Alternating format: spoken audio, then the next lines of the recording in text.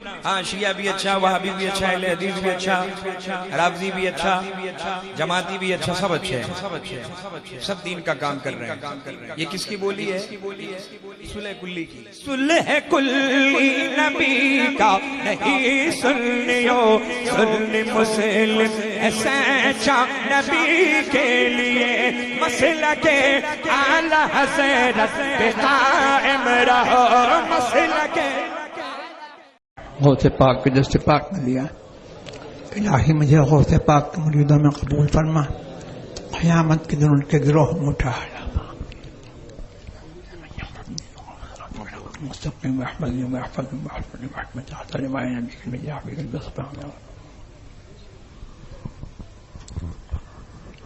دعا کے پیرائے میں میں عرض کرتا ہوں کہ اللہ تبارک و تعالی منبر رسول پر جلوہ افروز سادات کرام، علماء عظام اور اس محفل میں حاضر تمام مسلمانان اہل سنت والجماعت کو مسلک اہل سنت والجماعت پر، جسے پہچان کے لیے مسلک اعلی حضرت کہا جاتا ہے، سختی سے قائم رکھے۔ جان کی سلامتی کے ساتھ اللہ تبارک و تعالی ہم سب کو سنی رکھے اور ہم سب کی مشکلات آسان فرمائے، پریشانیاں دور فرمائے۔ اور سب سے بڑی مراد ہماری یہ ہے کہ ہم جب تک اس دنیا میں رہیں محمد الرسول اللہ صلی اللہ تبارک و تعالی علیہ وسلم کے، ان کے آل و اصحاب کے، بزرگان دین کے، سادات مارحرہ کے، سادات کالپی کے، خواجہ غریب نواز کے، حضور غوث اعظم رضی اللہ تبارک و تعالی عنہ کے، جملہ اولیاء کرام، علماء عظام کے نیاز مند رہیں، اور ہر مسلمان اپنی یہ ذمہ داری سمجھے کہ وہ کسی پیشے میں ہو، کہیں ہو، وہ مسلک اعلی حضرت کا اپنے آپ کو مبلغ سمجھے۔ اللہ تبارک و تعالی ہر مسلمان کی گفتار کو، اس کی رفتار کو، اس کے کردار کو، اس کے چہرے کو مبلغ اسلام بنائے، لوگ اس کا چہرہ دیکھے مسلمان ہو۔ اللہ تبارک و تعالی ہم سب کو مسلک اعلی حضرت پر، مسلک اہل سنت پر سختی سے قائم رکھے، اور جب اس دنیا سے جائیں تو مسلک اہل سنت والجماعت کو ساتھ لے کر کے جائیں۔ محمد رسول اللہ صلی اللہ تبارک و تعالی علیہ وسلم کہ عشق کا چراغ لے کر کے جائیں۔ یہی مسلک اعلی حضرت ہے۔ لحد میں عشق رخ شہ کا داغ لے کے چلے، اندھیری رات سنی تھی چراغ لے کے چلے، تیرے غلاموں کا نقش قدم ہے راہ خدا، وہ کیا بھٹک سکے جو یہ سراغ لے کے چلے۔ غیاث ملت نے جو کچھ کہا وہ ان کے جذبات کی ترجمانی تھی، یہ ان کا حصہ ہے، ہمارے بس کی بات نہیں ہے، اور بہت بڑی بات ہے یہ ان کی، اور یہ ان کا کرم ہے کہ انہوں نے اس منبر پر موجود جملہ علماء عظام بشمول اس فقیر کے جو کچھ انہوں نے کہا، اس کی ذمہ داری سے ہم لوگوں کو انہوں نے سبکدیش فرمایا۔ صاف انہوں نے فرمایا کہ میں اپنی ذمہ داری پر یہ کہہ رہا ہوں، یہ ان کے جذبات کا تقاضا ہے، اور حق گوئی اور غیرت حق اور عشق رسول سرور عالم صلی اللہ تبارک و تعالی علیہ وسلم کا تقاضا ہے کہ جو ان کو اعلی حضرت عظیم البرکت فاضل بریلوی رضی اللہ تبارک و تعالی عنہ سے سادات کالپی اور سادات مارحرہ کی سچی تربیت اور ان کی سچی صحبت سے جو محبت ان کو ورثے میں ملی ہے اس کا تقاضا ہے، جس کی وجہ سے انہوں نے جو کچھ کلمات فرمائے یہ انہی کا حصہ ہے۔ اللہ تبارک و تعالی حضرت غیاث ملت رضی اللہ دامت برکاتہم العالیہ کو اور زیادہ غیرت حق عطا فرمائے، حمایت حق کی توفیق عطا فرمائے، اور جو لوگ مسلک اعلی حضرت عظیم البرکت فاضل بریلوی رضی اللہ تبارک کے مسلک پر قائم ہیں، حضور احسن العلماء رضی اللہ تبارک و تعالی عنہ، حضور سید العلماء رضی اللہ تبارک و تعالی عنہ، اور حضرت تاج العلماء سید محمد میاں رحمۃ اللہ تبارک و تعالی کی روش پر وہ قائم ہیں، اللہ تبارک و تعالی ان کو اور مضبوطی سے اس روش پر چلنے کی توفیق عطا فرمائے، اور جہاں سے مسلک اعلی حضرت کے خلاف کچھ آوازیں اٹھ رہی ہیں اللہ تبارک و تعالی ان کو توفیق عطا فرمائے کہ وہ اسی روش پر آئیں اور اسی روش پر ثابت قدم رہیں جو ان کے بزرگوں کی روش تھی۔ یا الہی مسلک احمد رضا خان زندہ باد، حفظ ناموس رسالت کا جو ذمہ دار ہے، اللہ تبارک و تعالی خانقاہ کے ذمہ داروں کو اور علماء کرام کو اللہ تبارک و تعالی دین کا سچا مبلغ بنائے۔ خانقاہیں ہماری خانقاہیں اس وقت ہماری خانقاہیں ہیں جب تک ان سے محمد رسول اللہ کے دین کی تبلیغ ہوتی رہے، مدرسے ہمارے اس وقت تک ہمارے مدرسے ہیں جب تک ان سے محمد رسول اللہ کے دین کی اور ان کی شریعت کی سچی تبلیغ ہوتی رہے۔ نعرہ تکبیر، نعرہ رسالت، حضور تاج الشریعت، قاضی القضات فی الہند، سبحان اللہ سبحان اللہ۔ یہ کان کھول کے لوگ سمجھ رہے ہیں کہ غیاث ملت نے مفتی کہا یا اپنی ذمہ داری پر کہا، لیکن میں یہ کہتا ہوں کہ غیاث ملت نے کسی سچے مفتی کو مفت کا مفتی نہیں کہا ہے۔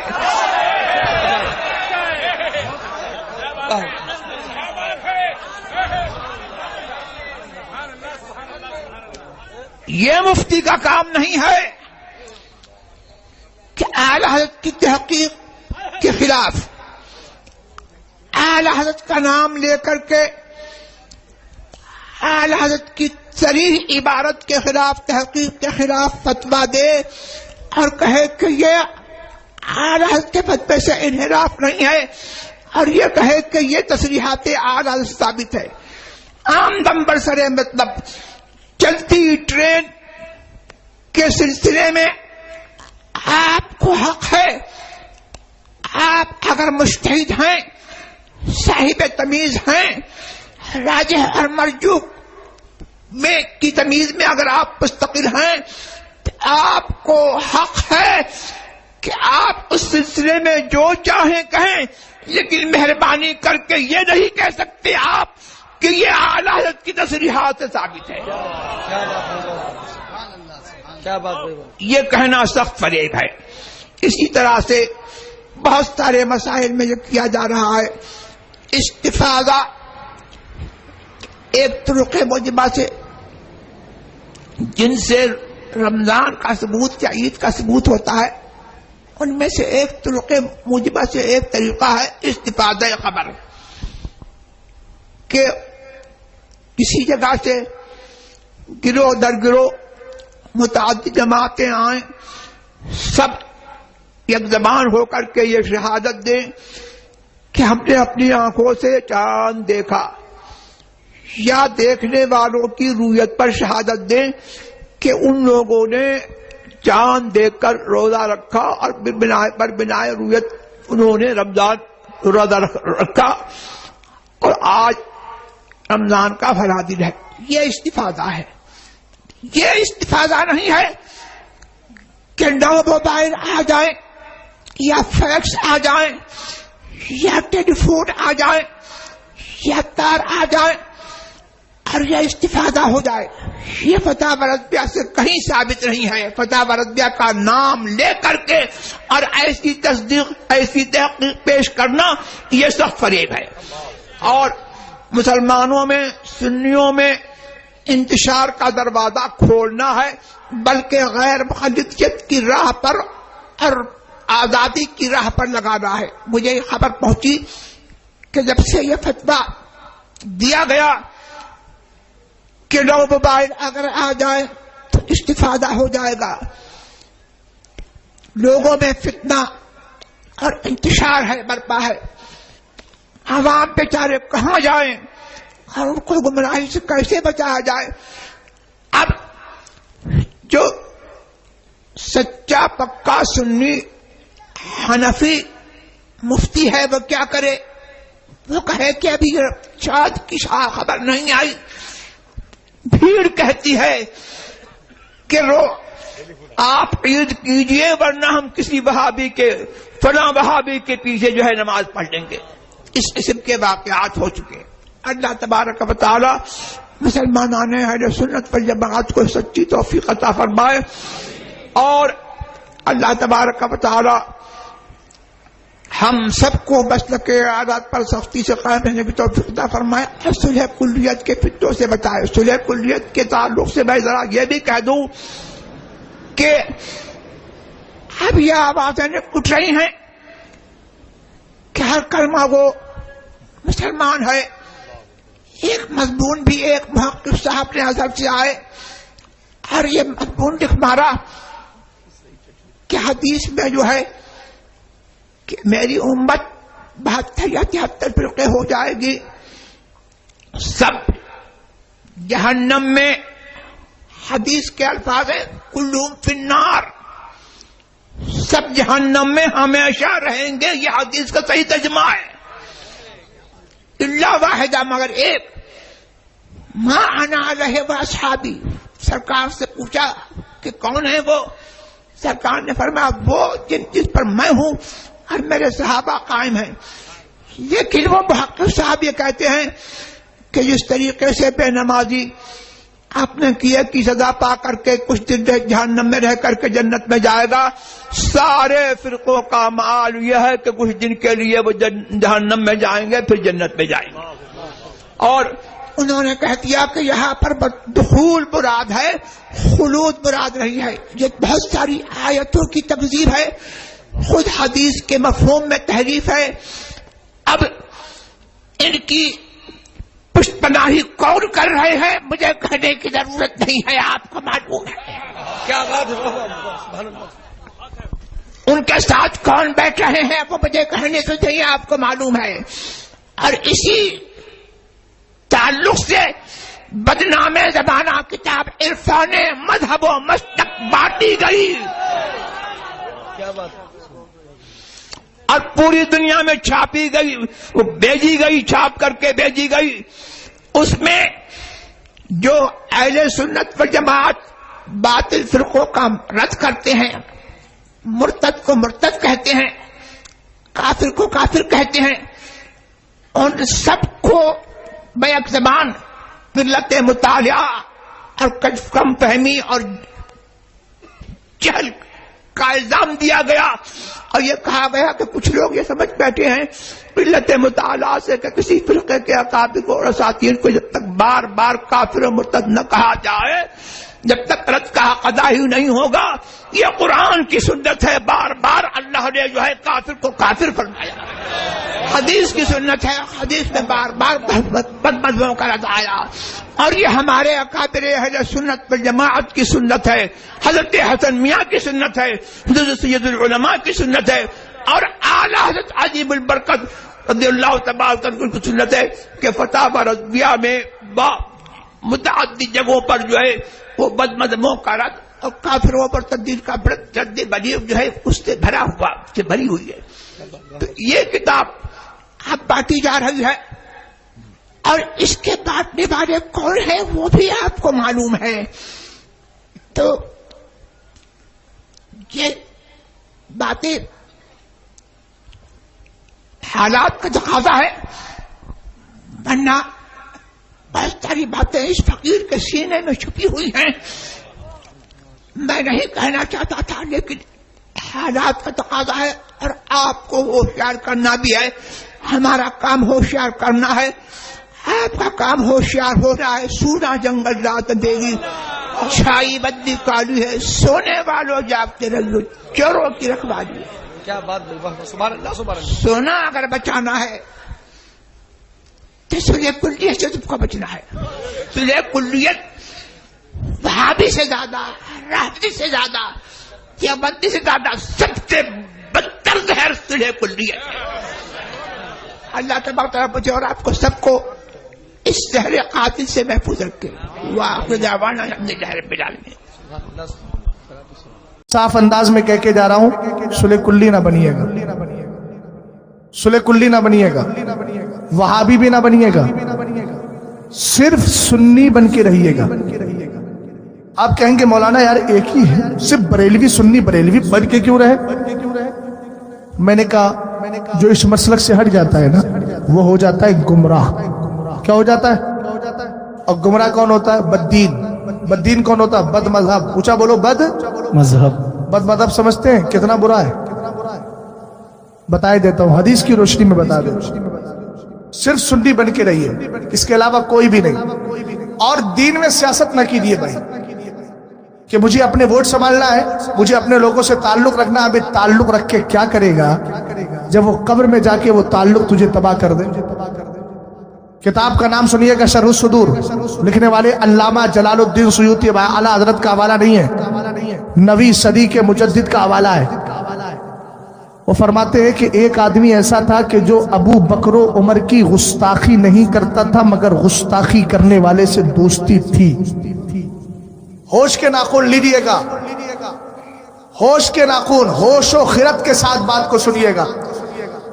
فرماتے علامہ جلال الدین سیوطی کہ جب اس کے مرنے کا وقت قریب آیا، گستاخی خود نہیں کرتا تھا، پھر دہرائیے گستاخی، اونچا بولو، گستاخی خود نہیں کرتا تھا مگر گستاخی کرنے والے رافضی کے ساتھ اس کی دوستی تھی۔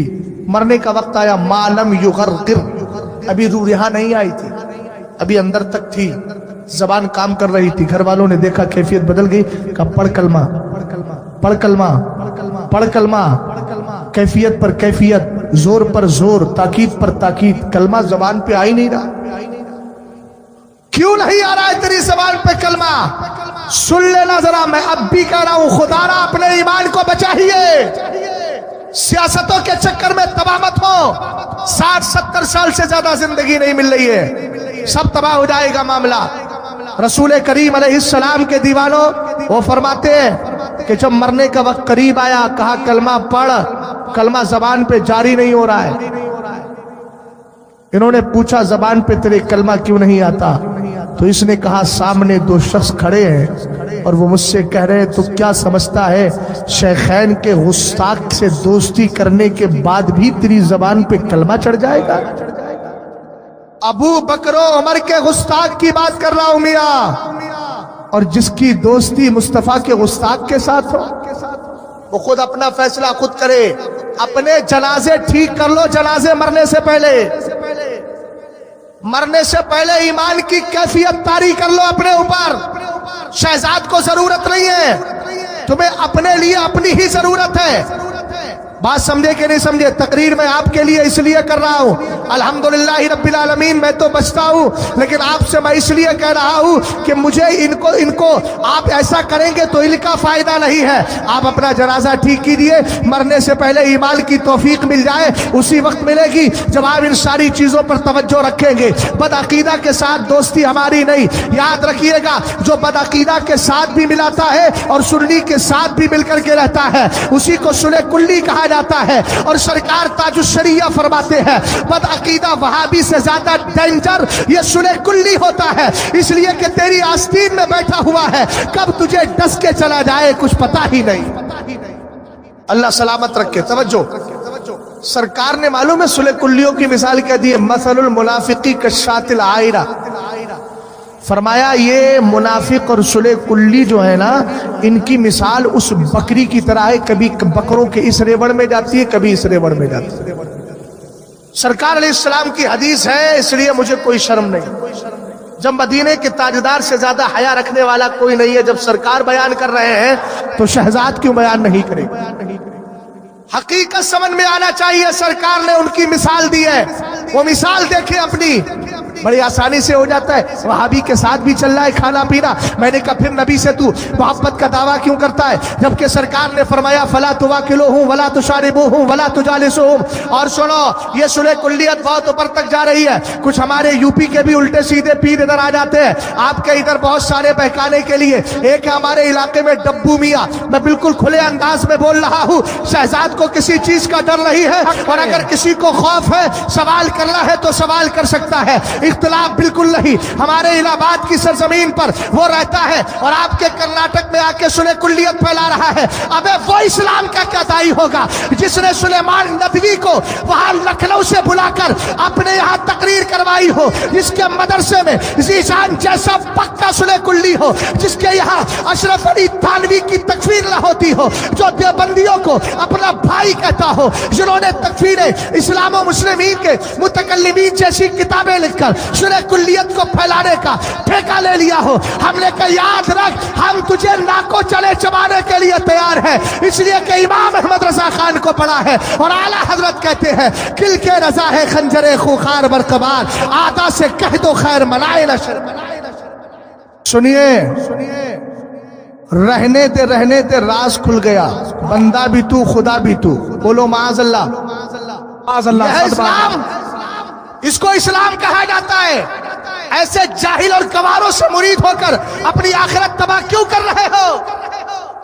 اس لیے کہ ہمارا ایمان کسی پیر پر نہیں ہے، ہمارا ایمان حبیب رحمان پر ہے۔ سبحان اللہ، بہت خوب۔ ہمارے سرکار کی شریعت کے خلاف جو جائے گا، چاہے مولوی ہو، چاہے پیر ہو، چاہے فقیر ہو، چاہے سباسد ہو، چاہے سیاسی ہو، کوئی بھی ہو، شریعت کی تلوار سب کے لیے لٹک رہی ہے۔ اگر مجرم میں بھی ہوں تو مجھے بھی نہ چھوڑیے، اور اگر مجرم کوئی ڈبو میاں کی شکل میں بری پیر ہو اس کو بھی مت چھوڑیے۔ آج کے دور میں سکہ اسی کا چلے گا جس کا سکہ مدینے والے نے چلا دیا ہے، اسی کو سنبھالا امام احمد رضا خان کہتا ہے۔ اور فرمائیے، یہ بیت و ارادت کوئی بھیا کھیل تھوڑی ہے۔ اگر اب بھی نہیں سمجھ میں آیا تو مجھے بتاؤ، یزید پر امام اعظم نے کافر ہونے کا فتویٰ لگایا؟ لگایا فتویٰ؟ نہیں لگایا؟ کس نے؟ کس کی تقلید کرتے ہو بھائی؟ حنفی ہو نا؟ ارے ہو نا حنفی، بولو۔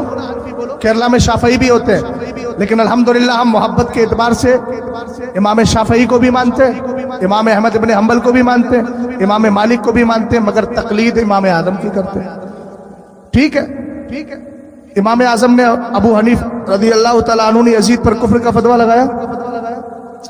میں بتا رہا ہوں، دلیل ہے میرے پاس، لگایا نہیں لگایا؟ اچھا، حضرت امام علی مقام اور اب یزید پلید کی جو جنگ ہوئی تھی، وہ جنگ کس بات پہ تھی؟ صرف اس بات پہ تھی کہ حسین اپنا ہاتھ، اس کا مطلب یہ ہے کہ امام اعظم کے مطابق یزید نے پر خاموشی اختیار کی، تو امام اعظم کے مطابق یزید کافر نہیں لیکن فاسق تھا، اور ہم بھی اس کو فاسق و فاجر ہی مانتے۔ بولو مانتے ہیں کہ نہیں؟ یقیناً مانتے ہیں۔ یزید کو پلید بھی کہتے ہیں، اونچا بولو، پلید۔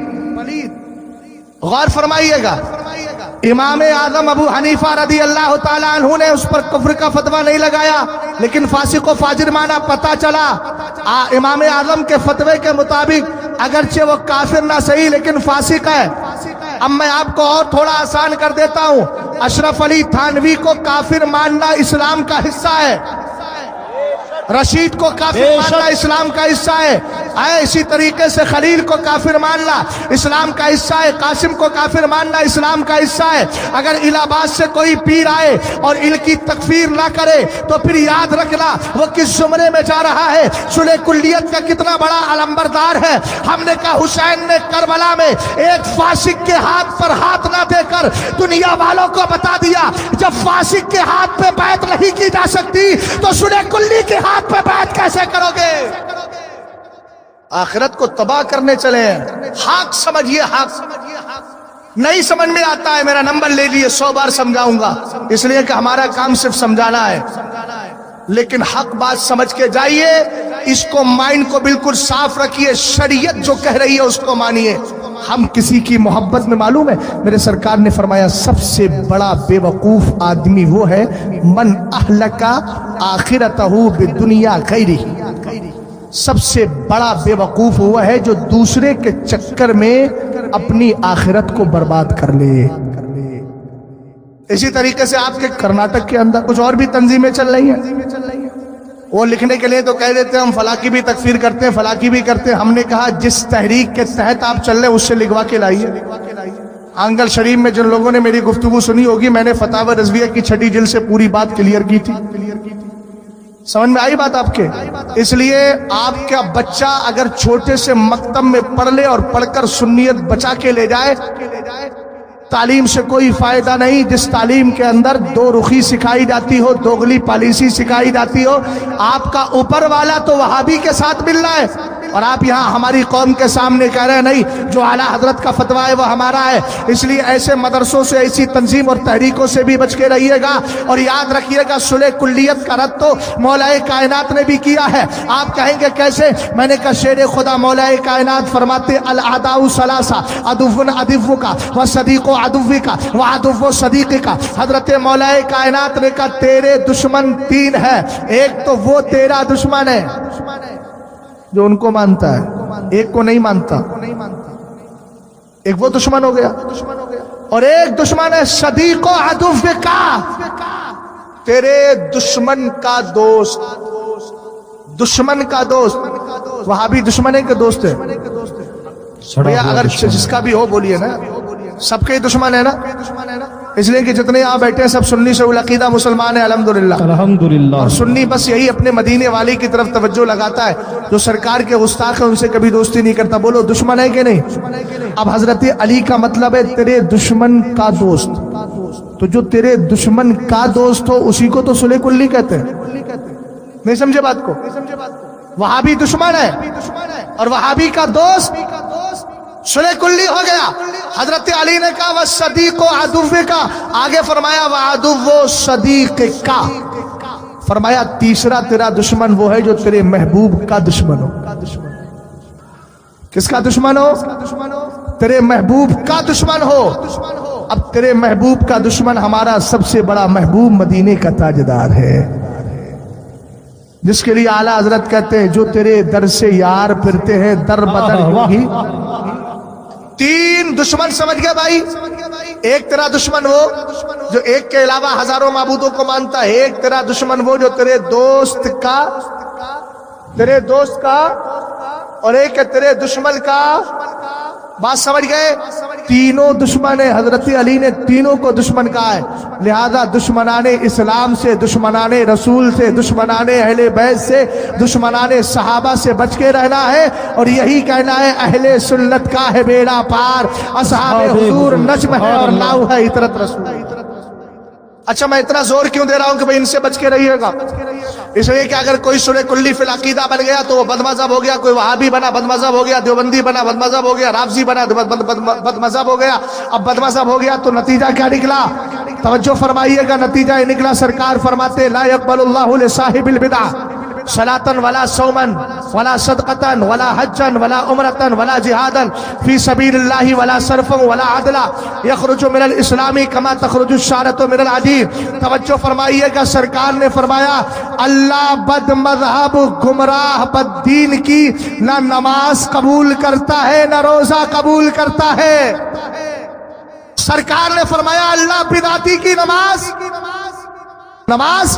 कबूल नहीं, रोजा, सदका, हज, उमरा, जिहाद फी सबीलिल्लाह, फर्ज, नफिल।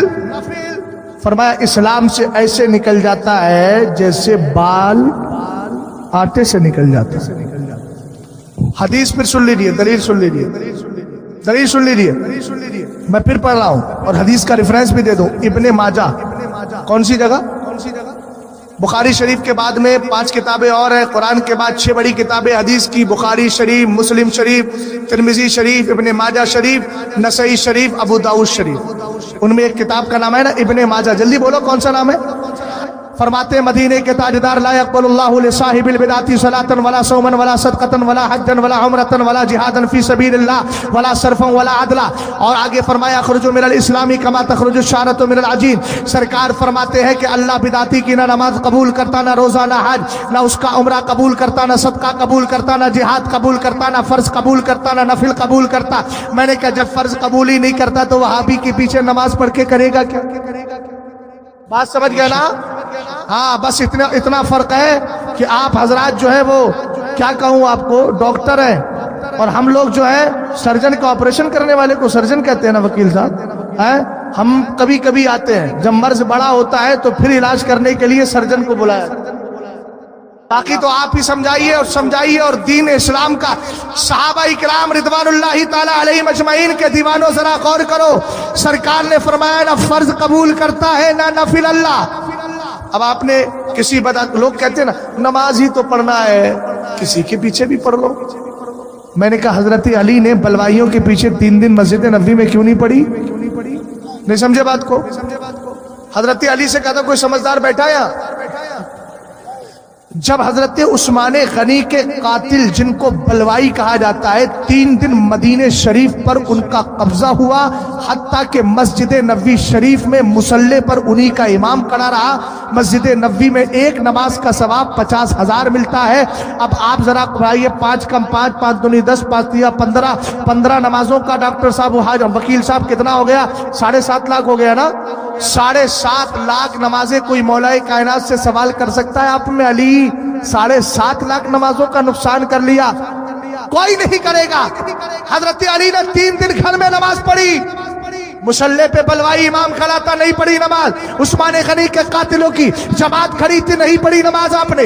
और आपने 3 दिन अपने घर में नमाज पढ़ी और नमाज पढ़ के दुनिया वालों को बता दिया अगरचे मस्जिद नबी शरीफ मेरे सरकार की बनाई हुई मस्जिद है, इसमें सरकार ने न जाने कितने खुतबे दिए हैं, इसमें अबू बकर ने इमामत की है, इसमें उमर ने इमामत की है, इसमें उस्मान ने इमामत की है। लेकिन अली मस्जिद को बाद में देखेगा, मुसल्ले को बाद में देखेगा, पहले खड़े होने वाले इमाम को देखेगा। अगर इमाम मुस्तफा का वफादार हो तो पीछे खड़े हो जाओ, बेड़ा पार हो जाए।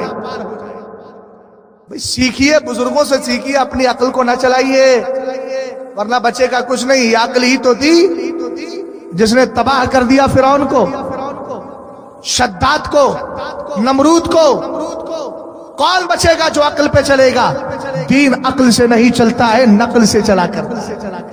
हजरत अली से किसी ने कहा ना, हजरत अली ने कहा था ना, आप देखते हैं जाड़े का मौसम आता है तो वो हम खुफ पहनते, खुफ समझते ना भाई, चमड़े का मोजा नहीं पहन लेते यहाँ।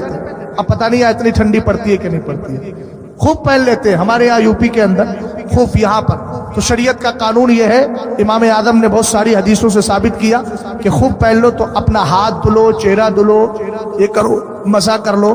और उस पर जो खुफ पहना है चमड़े का, ये मौजा नहीं आपका, चमड़े वाला, फरमाया 3 उंगली लो, यहाँ से खींचो और मसा कर लो।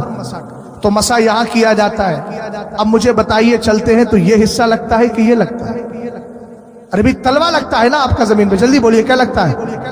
हजरत अली ने कहा अगर शरीयत में अक्ल को दखल होता तो अली ये कहता कि मसा यहां से करो, चूंकि ये हिस्सा जमीन से टच हो रहा है। मगर फरमाया मैं ये फतवा नहीं देता, फतवा वही देता हूं जो मदीने वाले ने दिया है, इसलिए कि इसमें अली की अक्ल का दखल नहीं है, मुस्तफा के फरमान का दखल है।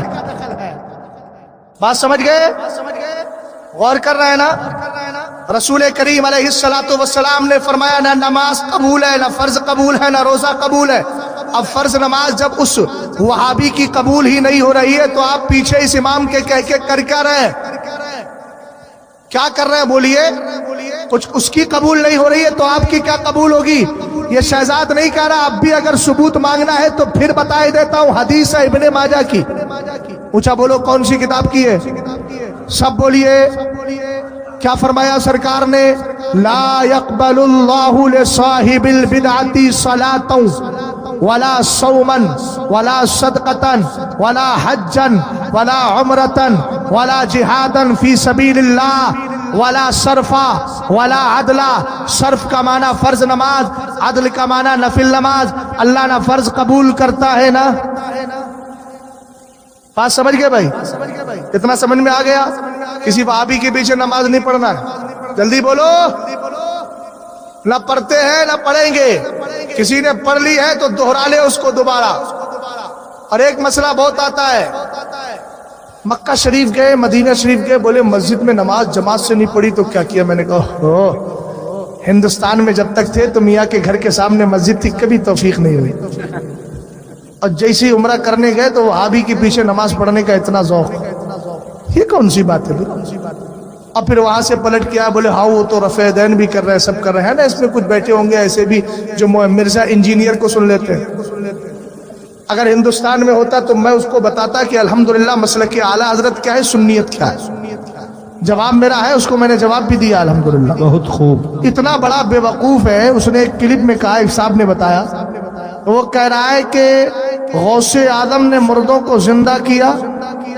سنی کہتا ہے، بریلوی کہتا ہے کہ غوث اعظم نے مردوں کو، غوث اعظم تو بولتا نہیں ہے، وہ کہتا ہے بابا. بغداد والے بابا نے مردوں کو زندہ کیا. بولے آپ ذرا عقلی اعتبار سے دیکھیے، آپ کے مائنڈ میں آ رہا ہے کوئی مردہ مرنے کے بعد دوبارہ زندہ ہو سکتا ہے؟